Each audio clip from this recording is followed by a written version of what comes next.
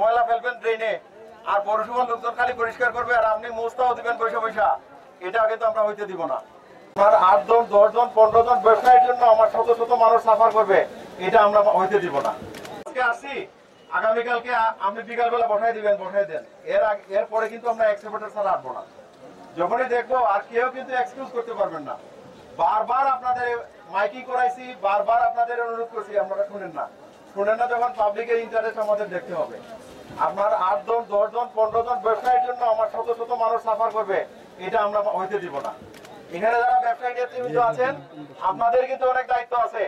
আপনারা এই পরিষ্কার পরিচ্ছন্নতা সবকিছুর জন্য আপনারাও কিন্তু আপনাদের দায়িত্ব আছে। এই ব্যবসায়ীদের দৃষ্টি আকর্ষণ করছি, আমরা পৌরসভা থেকে 3 লক্ষ টাকা খরচ করে এই পাশের ড্রেনটা করে দিছি। আপনারা কিন্তু অনেকেই ময়লা ফেলতেছেন এখানে। এরপরে কিন্তু আর এগুলো আপনাদের কোনো কিছু বলা হবে না, সাথে সাথে জরিমানা করা হবে। আপনারা কেউ বলেন নাই, আমরা পৌরসভার উদ্যোগে নিজেরাই কিন্তু 3 লক্ষ টাকা খরচ করে এখানে ড্রেন পরিষ্কার করে দিছি। সুতরাং এটাও আপনাদের দায়িত্ব। সবাই ময়লা ফেলবেন ড্রেনে, আর পৌরসভার লোকজন খালি পরিষ্কার করবে আর আপনি মুস্তাও দিবেন পয়সা পয়সা, এটা কিন্তু আমরা হইতে দিব না। হয়েছে? পরিষ্কার হয়েছে?